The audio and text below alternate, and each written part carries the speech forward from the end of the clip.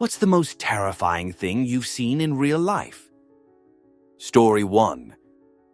A moose at night. It was rutting season, and I was pretty sure he was going to take down me for some laurels. I turned off my headlamp and walked backwards, maybe 18 miles, and took a different trail home. Answer. It was 20 years ago. I was working on a road repair crew in Riding Mountain National Park in Manitoba. I had walked into the bush for 25 yards or so to deal with a full bladder. When I exited the bush and walked toward the road, I noticed something to my right, an adorable baby moose. The calf was maybe 5 feet tall. I stopped and just stared at it for a minute. Then I heard something to my left. It was Mama Moose, and she was fudge huge, and I was smack dab right in between her and her baby. I just quietly and slowly backed up a few feet so that I wasn't in the line of sight. She snorted and headed across the road, little Moose following, and they made their way into the forest on the other side. It's a good thing Mama was in a good mood that day. If she wanted to, she could have stomped me into a smear on the side of the road. Story 2. Accident, where 2 young girls had died in a way that there were body pieces everywhere on the street. Made me realize human is just junk of meat. The weird thing was that it was very busy, loud street normally, but now it was so quiet everywhere. People were just standing still in shock. Story 3. Saw a man get hit by a car going so fast he just kind of exploded. Very difficult to explain the sound and sight. Nobody even reacted for a few seconds. We all just stood there, wondering what happened. Story 4.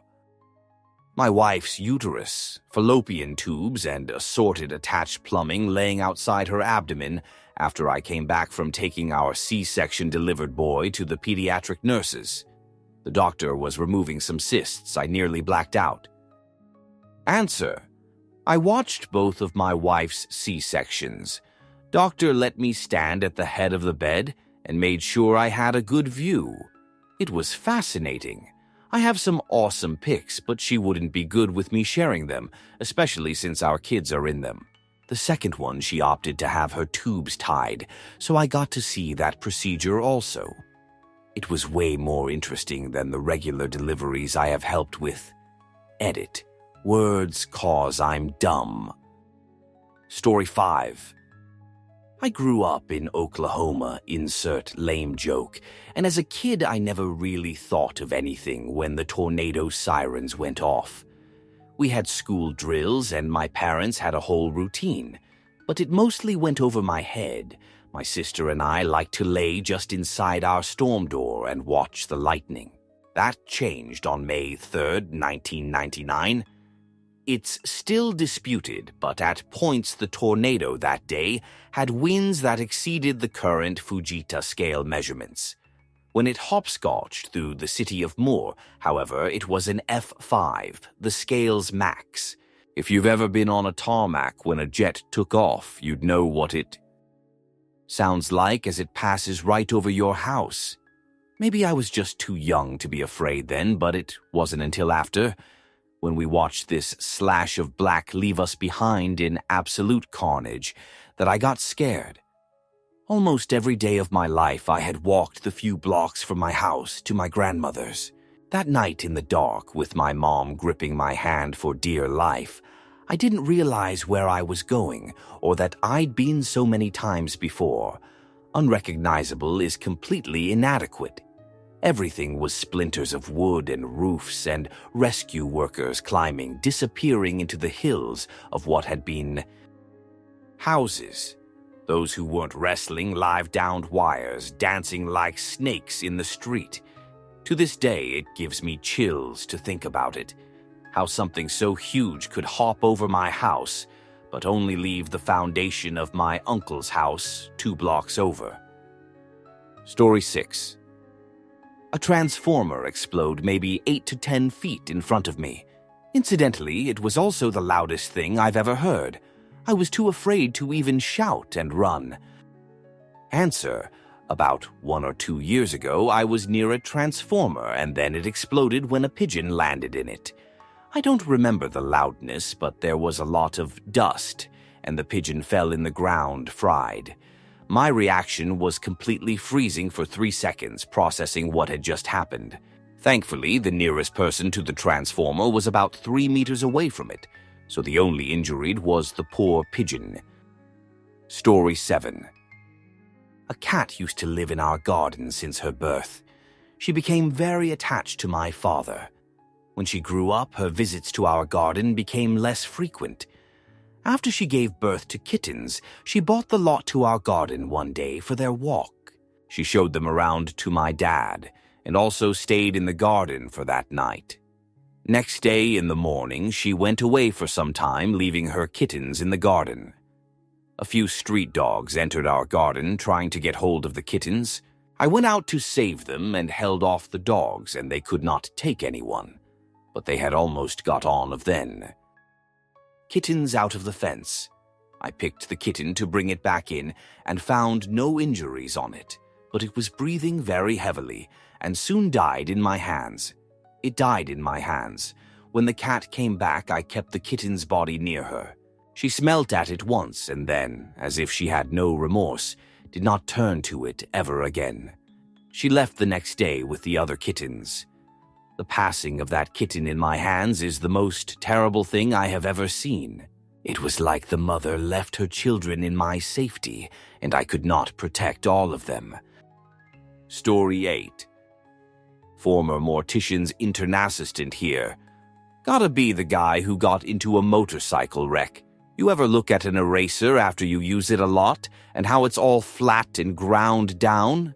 Yeah, imagine that, but a dude's head. Fascinating, but also completely horrifying. Story 9. Walking into the funeral home early, before the service for my pregnant cousin. Wanted to be there when her mom, my aunt, saw her body for the first time, as support. I stood in the doorway and glimpsed in quickly to kind of prepare myself. Seeing her lying in a coffin in an empty room was bone-chilling. I mean, so was touching her hardened, cold hands and looking at her dilapidated eyelids. But something about that first look was like every creepy thing you've seen in a horror movie X-1000. We were like sisters, 11 months apart in age. Shoot sucks. Story 10. Third very fresh bear shoot on a trail at night in very dark forest, 10 kilometers from closest town. Story 11. A pack of dogs staring at me in forest. Good thing I noticed them before going in far from entrance. Oh, also, there was that one time I was swimming in a river with a pretty cold temperature. It was like between 7 Celsius degrees as far as I remember. The current was pretty fast, too. You always had to keep swimming against the current to stay where you are, and the river turned to waterfall at some point. There was a barrier to keep people from falling, but they of course warned us to hang out away from there anyways. I saw some sort of big inclined rock in the bottom of the river, but it was close to that waterfall point. I thought I could stand still on that rock against the current to chill, instead of just getting out of the water, and maybe I could have. But being the dumb guy that I am, instead of letting the water carry me to that rock, I swam in the same direction as the current, and I suddenly found myself on that waterfall barriers. It was like the water glued me to the barriers. I could not move a single muscle. I felt completely powerless. I couldn't even ask for help. I just stood there on the barriers, waiting for someone to notice me.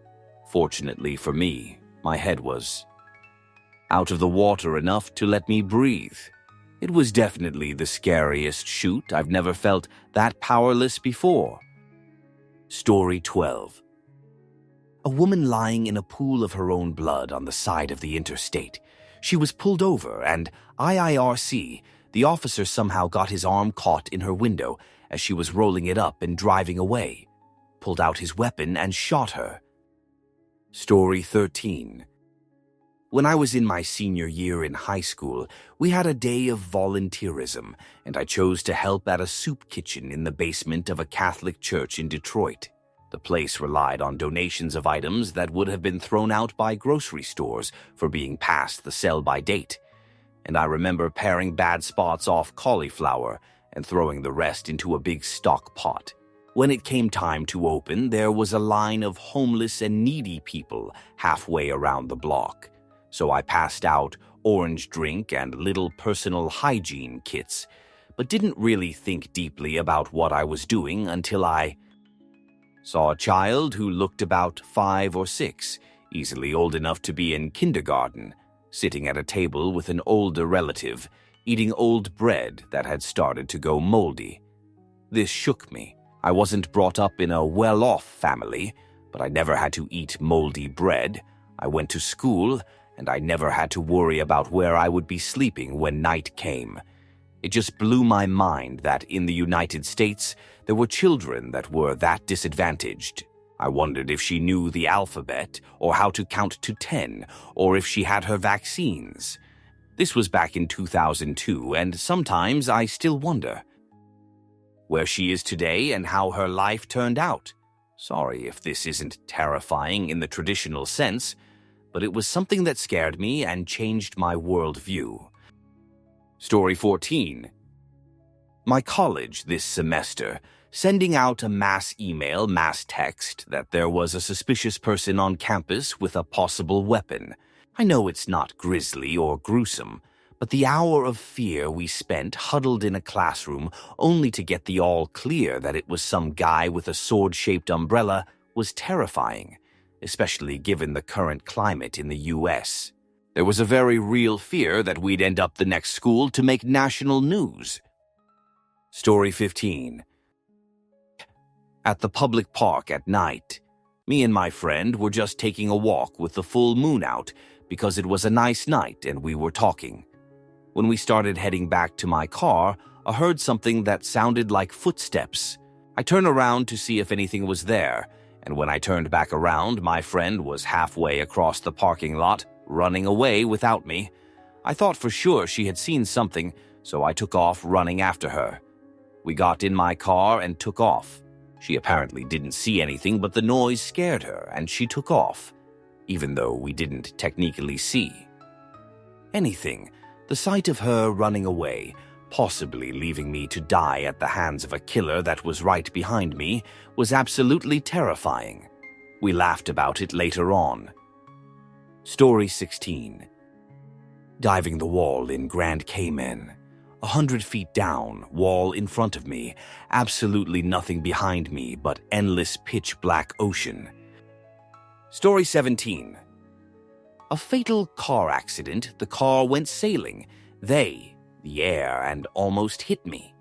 I called 911 after the shock wore off and was told I was the first to call, which was horrible.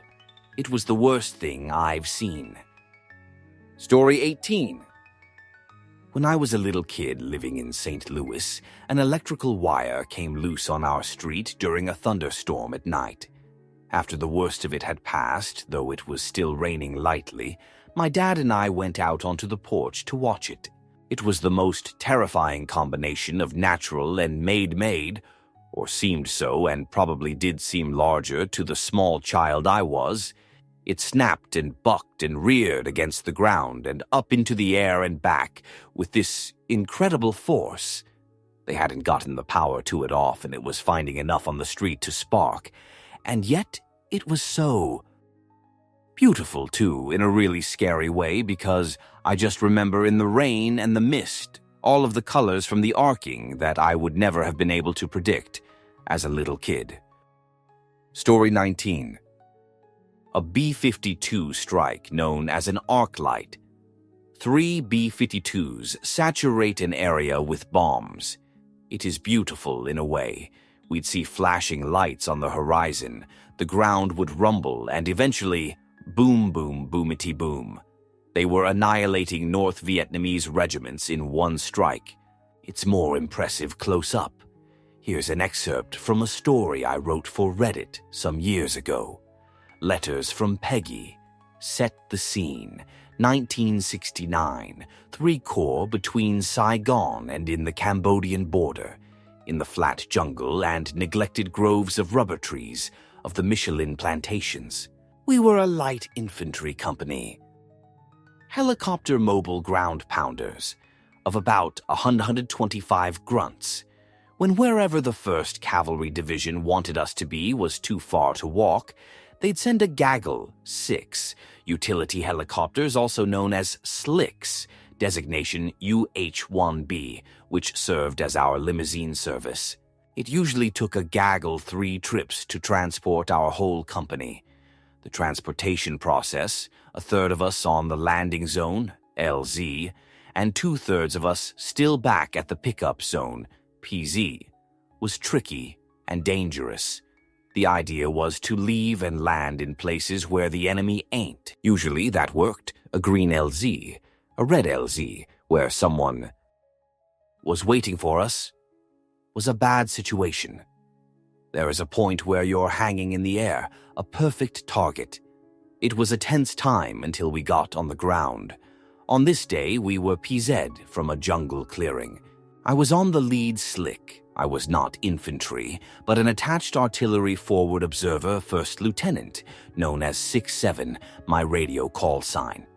My job was to call in artillery fire, and I needed to be on the ground as quickly as possible to get that done if it was needed. On the first gaggle was about a platoon of our infantry company. Our airborne gaggle of grunt trucks was escorted on, both sides by killer helicopters, Cobra gunships, along for the ride in case there was a reception committee at the LZ. We were ready to go. These kind of air assaults had become routine, but not this one. I could see off in the distance another half gaggle of UH-1Bs. That would be the secret sneaky Petes from the U.S. Air Force. The Fly Boys wanted to have a look at their handiwork. We were their goon squad, but first we had to hang in the air for a while. We became a dozen helicopters. The Cobras had brought a LOH, flying in circles about 3 to 5 clicks away from an arc light box. S2 Intelligence had, they said, a definite fix on a North Vietnamese Army Regional HQ, and they were going to have the Air Force fudge it up. We were supposed to go in right afterward and get a battle damage assessment, BDA.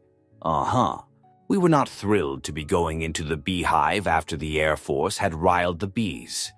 An arc light was a B-52 strike. 3 bombers drop a shitload of 750 to 1,000-pound bombs in a long rectangular pattern.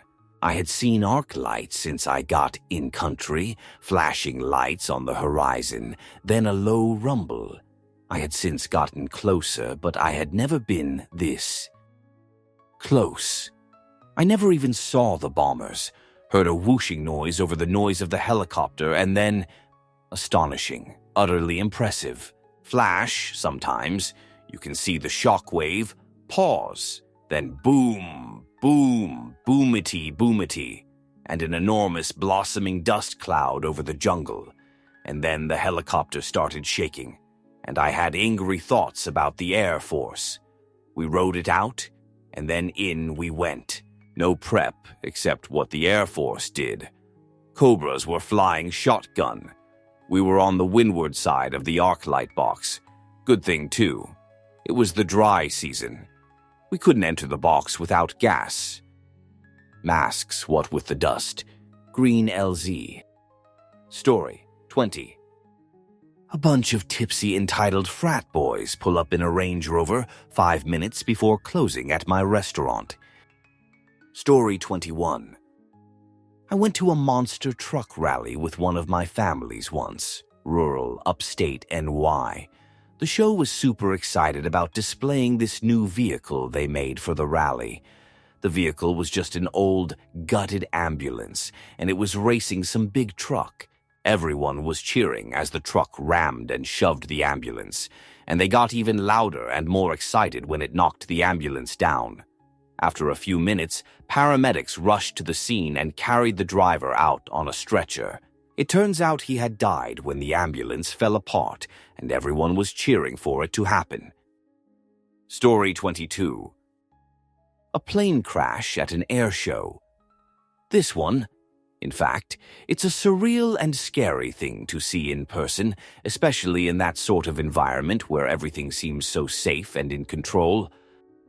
Story 23. Walls crumbling, falling, and smashing, the earth moving so violently that it makes you jump in place without you ever moving. The sudden silence everywhere interrupted by a scream in the other apartment and the sound of rocks and glass breaking. That moment when you think to yourself, this is it. This is the one we were waiting for. Earthquakes are one of the scariest things because they are mostly unpredictable. The best you can do is run in that 15 seconds you have to look for safety and pray that is not too big and doesn't last too long. Seeing how those walls open up like they were. Made of sand and not knowing if the building was going to fall on me was the scariest thing I have ever experienced. Story 24. One of the first warm spring nights a couple years ago, my wife and I were sleeping with our windows open and woke up to hear a woman screaming, "Please stop! No! Don't do this!" over and over. I got up, left the house, and slowly walked over toward the screaming. I wanted to help, but didn't want to be another victim, so I was trying to see what was going on before I just blindly ran up on something in my pajamas. When I got there, the action had apparently ended, and there were 2 women and 2 men in a front yard. One woman, probably the screamer, was pacing frantically.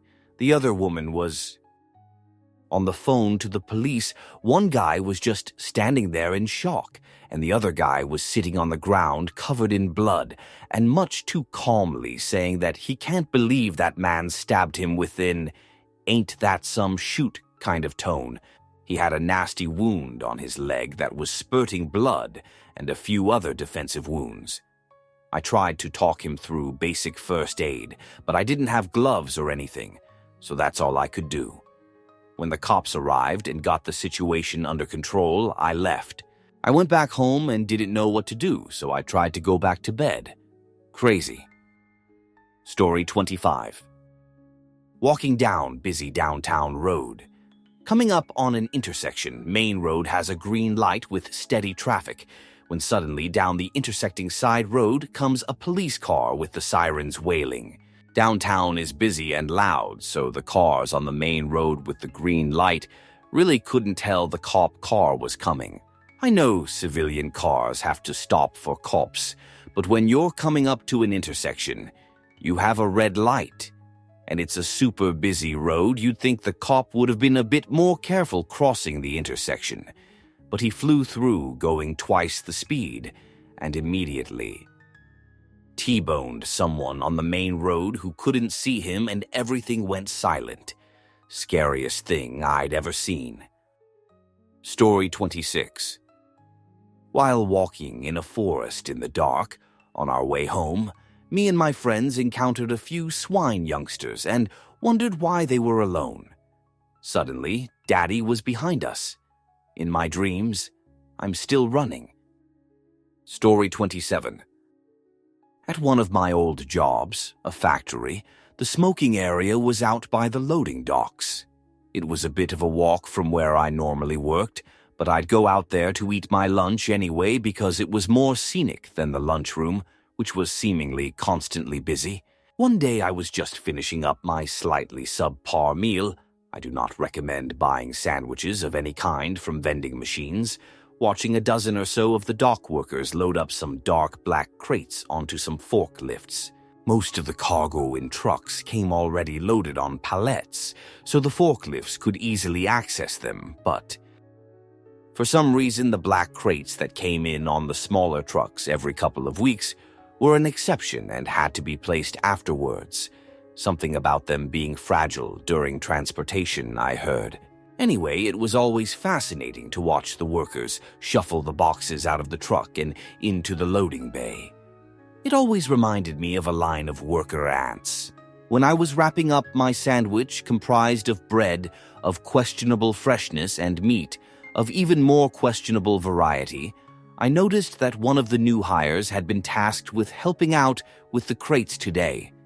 I couldn't help but notice that, unlike the rest of the dock workers, Jack, maybe John, didn't have either gloves or steel-toed boots on. I got to see firsthand exactly why everyone else was better equipped, besides regulation, of course. I don't know if it was nerves or what, but it just had to be Josh who managed to drop one of the crates during a poorly executed handoff. Almost like a scene in a movie, everyone stopped immediately, panic enveloping the faces of everyone in sudden realization like a slow-motion action scene. When the crate hit the ground, it made a resounding boom across the concrete floor. The top popped off a little, permitting a slight red glow to escape. I'm not sure if anyone else noticed, but something slithered out and made its way off the dock. Luckily, the crate managed to barely miss Joe's foot. It was horrifying. I thought I was about to see a man lose his whole foot with how loud it was.